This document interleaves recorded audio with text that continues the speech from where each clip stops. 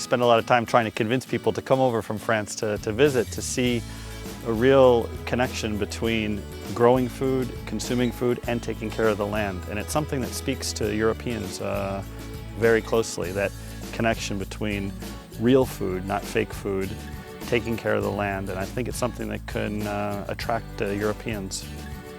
We open our farm to visitors year-round and during Open Farm Week for a few reasons. One, because we really want to share it. We want people to understand how their food is grown and that it can be grown sustainably and that can be delicious and really good for you. And it's also a piece of enabling our farm to survive, because it's not easy to grow food and sell it and have the farm survive. I mean, everyone sort of knows that. And so the tourism piece partners really nicely and allows people another way to support local farms.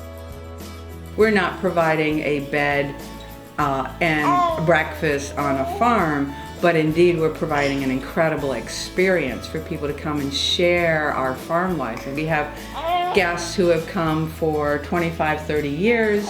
We have guests who have only met us like 4 years ago and have come 20 times in 4 years. So we have the whole gamut. And then we have guests who are here this weekend who left in tears because they loved the farm so much and they just come for the very first time.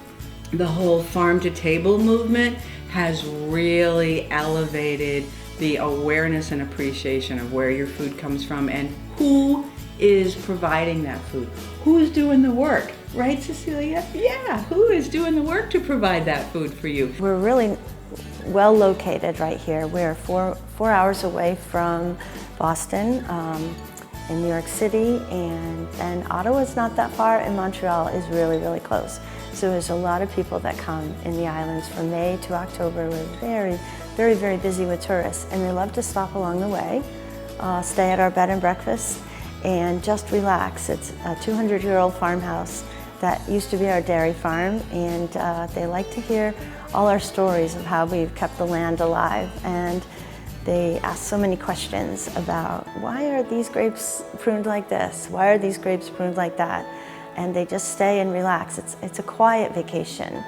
And so I have seen it go from, in 1984 when we started the guest business, people just thought, oh, that's interesting that you would have people come to your farm, and not being particularly supportive, to now it's gone all the way to the other extreme where being a farmer is cool, yeah. And really exciting. It's like, wow, a farm. So it's really amazing to me to see how our American society in particular has embraced that. But indeed, agritourism has become really an international phenomenon. And we are a part of this global phenomenon of, go visit a farm and see where your food comes from and how it's produced.